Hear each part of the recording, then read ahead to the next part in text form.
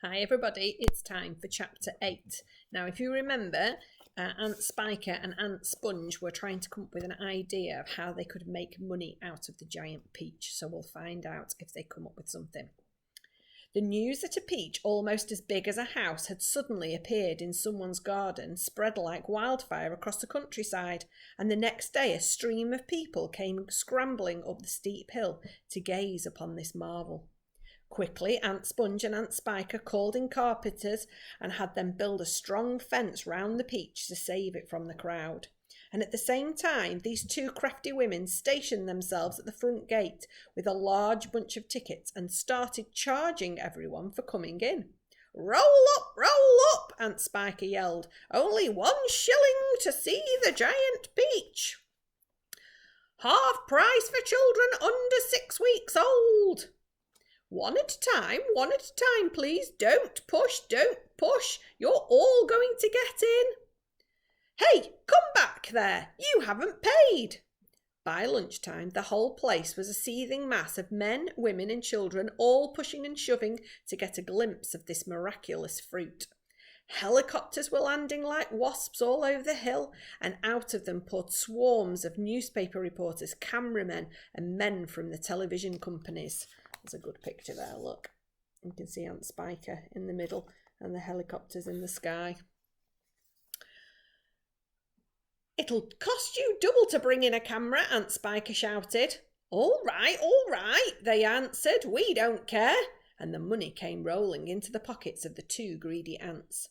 But while all this excitement was going on outside, poor James was forced to stay locked in his bedroom, peeping through the bars of his window at the crowds below. "The disgusting little brute will only get in everyone's way if we let him wander about," Aunt Spiker had said early that morning. "Oh, please," he had begged. "I haven't met any other children for years and years, and there are going to be lots and lots of them down there to play with, and perhaps I could help you with the tickets." "Oh, shut up," Aunt Sponge had snapped. "Your Aunt Spiker and I are about to become millionaires, and the last thing we want is the likes of you messing things up and getting in the way." Later, when the evening of the first day came and the people had all gone home, the ants unlocked James's door and ordered him to go outside and pick up all the banana skins and orange peel and bits of paper that the crowd had left behind. "Could I please have something to eat first?" he asked. "I haven't had a thing all day." "No," they shouted, kicking him out of the door. "We're too busy to make food. We are counting our money."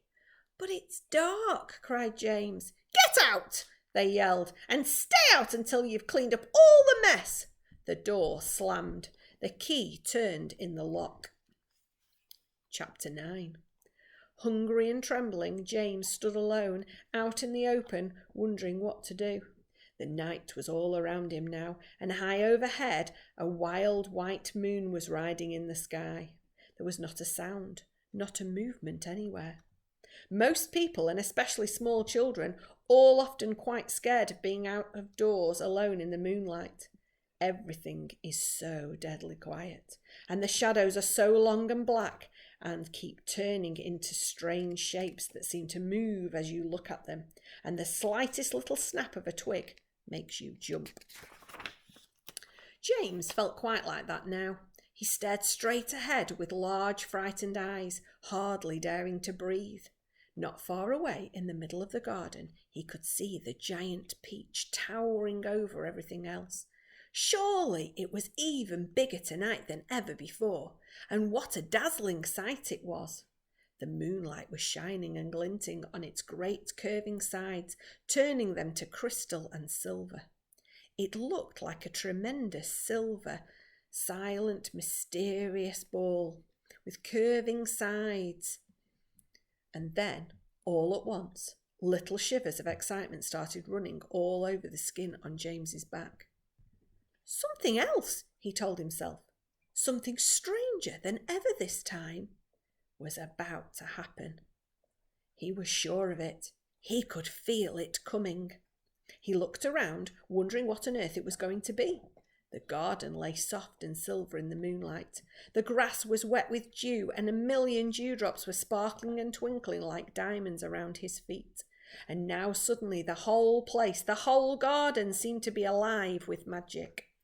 Almost without knowing what he was doing, as though drawn by some powerful magnet, James Henry Trotter started walking slowly towards the giant peach. He climbed over the fence that surrounded it and stood directly beneath it, staring up at its great bulging sides. He put out a hand and touched it gently with the tip of one finger. It felt soft and warm and slightly furry, like the skin of a baby mouse. He moved a step closer and rubbed his cheek lightly against the soft skin. And then suddenly, while he was doing this, he happened to notice that right beside him and below him, close to the ground, there was a hole in the side of the peach. We're going to leave it there today.